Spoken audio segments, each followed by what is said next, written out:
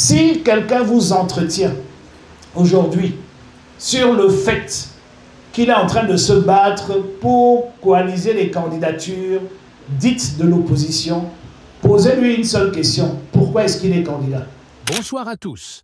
Direction la scène politique camerounaise où le débat fait rage. Alors que plusieurs figures de l'opposition plaident pour une candidature unique face à Paul Biya, en vérité, je vous le dis, on va réussir ensemble l'avènement d'un Cameroun nouveau, avec tous et chacun.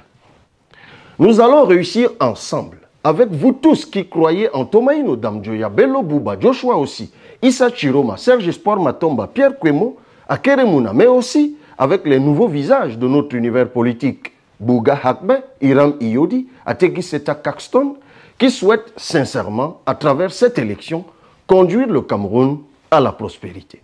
Joshua Ozi, président du SDF et candidat déclaré, dit clairement non merci. Pour lui, cette idée n'est rien d'autre qu'une distraction qui détourne les Camerounais du vrai combat. Voilà qui installe déjà le décor. Lors de sa conférence de presse, Joshua Ozi a martelé qu'il n'était pas question de se retirer au profit d'un candidat consensuel. « Je suis candidat du SDF, j'ai été choisi et je vais jusqu'au bout », a-t-il déclaré. Et il enfonce le clou. Même seul face aux 11 autres, il se dit capable de battre Paul Biya. Un message clair. Il ne veut pas d'alliance de façade, mais une confrontation ouverte. Écoutons alors ensemble ses propos.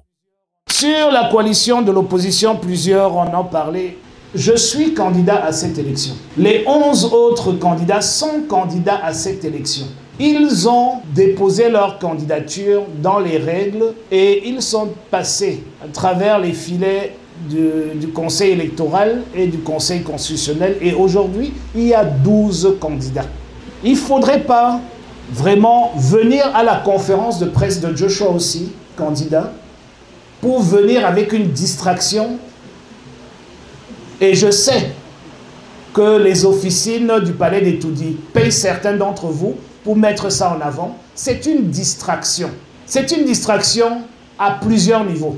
Premier niveau, c'est que si quelqu'un est sérieusement candidat, c'est que cette personne est consciente. En tout cas, moi, je le suis. Je suis conscient et je travaille tous les jours pour battre le président sortant, Paul Biya. Et quand le parti m'a donné sa confiance à travers un congrès extraordinaire, certains des candidats étaient encore avec Paul Biya. Donc nous savions déjà à ce moment que nous allons les battre, eux et Paul Biya inclus.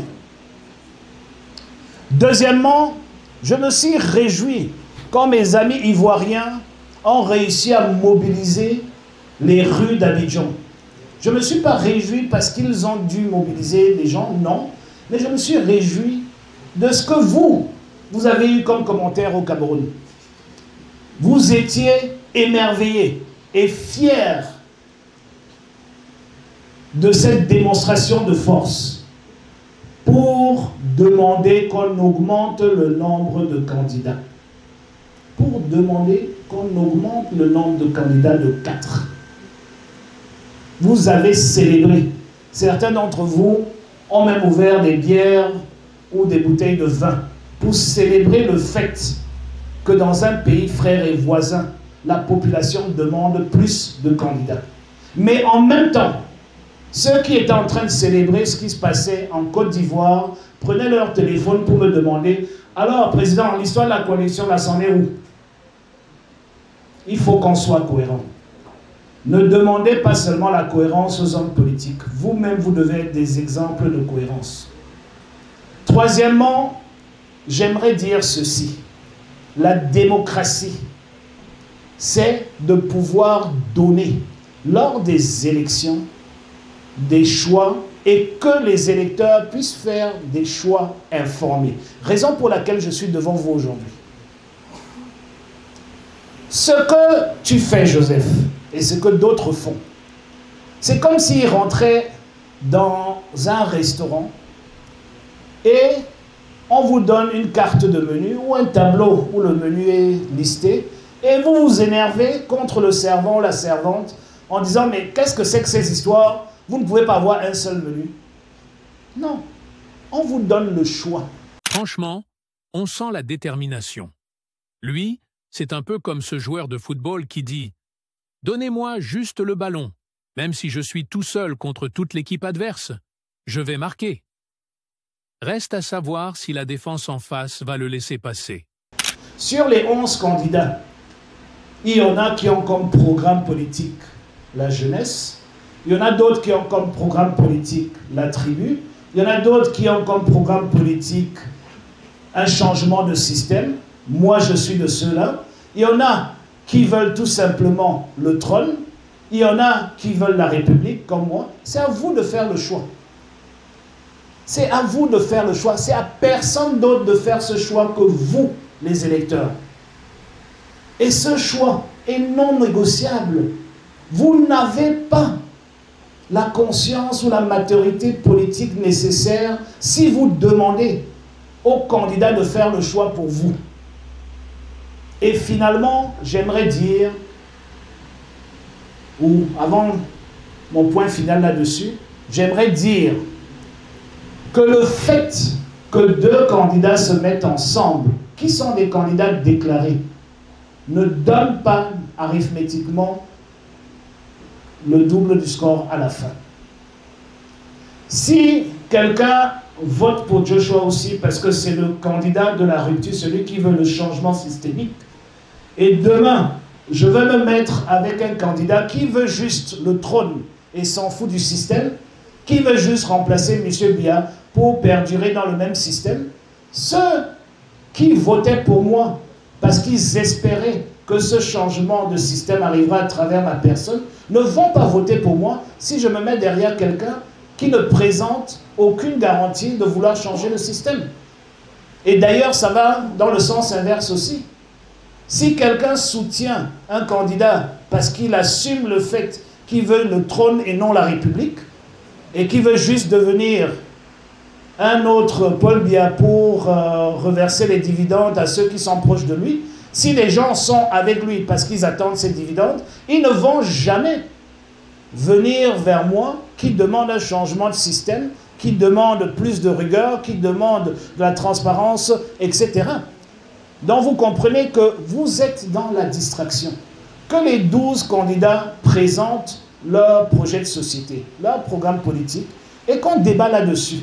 Et que les Camerounaises et les Camerounais aient la chance, pour une fois, de pouvoir faire un choix informé le 12 octobre. Si quelqu'un vous entretient aujourd'hui sur le fait qu'il est en train de se battre pour coaliser les candidatures dites de l'opposition, posez-lui une seule question. Pourquoi est-ce qu'il est candidat? Parce que c'est le début même de la malhonnêteté d'être candidat et de se battre pour mettre des candidatures ensemble. Ok, et finalement, sur ce point, j'ai été long, mais ça démontre que la distraction de M. Biya et de son équipe fonctionne très bien, en tout cas chez vous. Finalement, sur ce point, j'aimerais juste dire une chose très simple. Joshua aussi est dans cette élection pour battre le système en place. Nous sommes à cette élection pour gagner. Nous sommes à cette élection pour proposer une nouvelle voie aux Camerounaises et aux Camerounais. Et nous sommes convaincus que nous arriverons. Nous allons y arriver avec le soutien des autres ou sans le soutien des autres.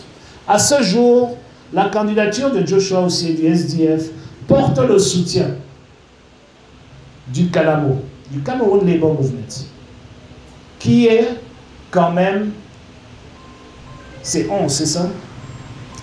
Qui représente 11 des 13 confédérations syndicales de ce pays, dans l'immense majorité. Nous sommes avec le mouvement des forces progressistes, qui compte quand même une douzaine de partis politiques. Et entre-temps, nous avons eu non seulement des personnalités, mais plusieurs partis politiques. Je pense au moment où je vous parle, on parle de 9 partis politiques qui nous ont rejoints dans cette mouvance. Le professeur Takunga a été spécialement habilité dans l'équipe de campagne pour gérer ce volet-là. Donc si vous trouvez les partis politiques qui cherchent une coalition, comme c'est ce que vous aimez, envoyez ces partis vers le professeur Takungang. Nous allons les recevoir et nous savons recevoir avec les deux bras ouverts pour construire ce que nous avons commencé à construire en 2023. Donc nous n'y allons pas seuls. Mais la coalition, ce n'est pas avec des candidats ou ce n'est pas forcément avec des candidats. Parce que tous ceux qui ont déposé leur candidature ont comme ambition d'aller à l'élection et de la gagner. Et la conclusion de son discours est sans ambiguïté. Nous sommes dans cette élection pour battre le système en place. Avec ou sans soutien, nous irons jusqu'au bout. Voilà une phrase qui résume toute la philosophie de Joshua Ozzie. Détermination, rupture et volonté de porter le flambeau du changement. Et vous? Pensez-vous qu'il a raison de rejeter l'idée d'une opposition unie? Ou est-ce au contraire un pari risqué face à un pouvoir solidement installé? Voilà pour l'essentiel. Restez connectés sur 237 Inside pour suivre chaque rebondissement de cette présidentielle. Abonnez-vous, activez la cloche et rejoignez la communauté pour ne rien manquer de l'actualité camerounaise.